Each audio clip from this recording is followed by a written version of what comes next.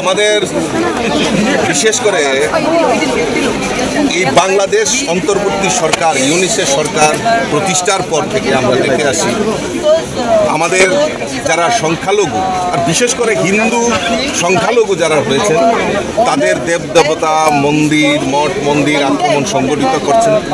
যারা এই ধর্মকাজের সঙ্গে যারা রয়েছেন তাদের উপর আক্রমণ সংগঠিত করছে, হিন্দুদের উপর আক্রমণ করছে।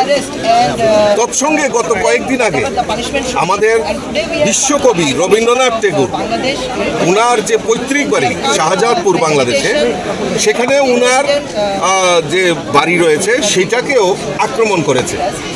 মানে এ ভাবা যায় না যে একটা সরকার না, এটা পৈশাচিক সরকার শুধু মানুষকে হত্যা করা, মানুষকে এবং সরকারি যে ধরোহর অর্থাৎ বাংলাদেশের যে ধরোহরগুলি আছে সেগুলিকেও ধ্বংস করছে।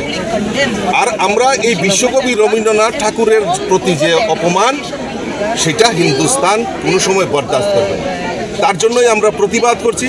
আরও অবাক করার বিষয় যে ইউনিস সরকার বাংলাদেশ সরকার এই ঘটনার পর এখন পর্যন্ত একটাও স্টেটমেন্ট দেয়নি। যারা অপরাধী তাদেরকে কোনো রকম ধরপাকড় করেনি।